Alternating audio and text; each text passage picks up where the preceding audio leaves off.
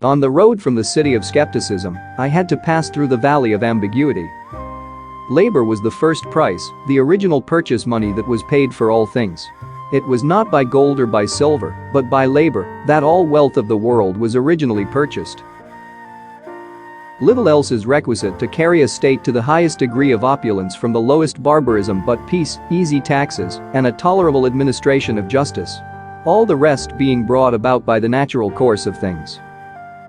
Consumption is the sole end and purpose of all production, and the interest of the producer ought to be attended to only so far as it may be necessary for promoting that of the consumer. The propensity to truck, barter and exchange one thing for another is common to all men and to be found in no other race of animals. I have never known much good done by those who affected to trade for the public good. Resentment seems to have been given us by nature for a defense, and for a defense only. It is the safeguard of justice and the security of innocence. Great ambition, the desire of real superiority, of leading and directing, seems to be altogether peculiar to man, and speech is the great instrument of ambition. Humanity is the virtue of a woman, generosity that of a man. With the greater part of rich people, the chief enjoyment of riches consists in the parade of riches. Poor David Hume is dying fast, but with more real cheerfulness and good humor, and with more real resignation to the necessary course of things, than any whining Christian ever died with pretended resignation to the will of God.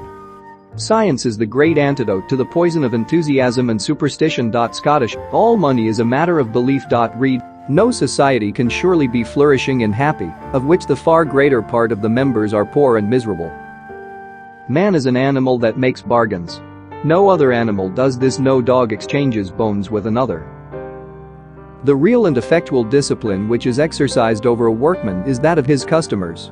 It is the fear of losing their employment which restrains his frauds and corrects his negligence. To feel much for others and little for ourselves, to restrain our selfishness and exercise our benevolent affections, constitute the perfection of human nature. Defense is superior to opulence. Read, what can be added to the happiness of a man who is in health, out of debt, and has a clear conscience? No complaint is more common than that of a scarcity of money. Read more at http. Happiness never lays its finger on its pulse. Read more at http. Virtue is more to be feared than vice, because its excesses are not subject to the regulation of conscience.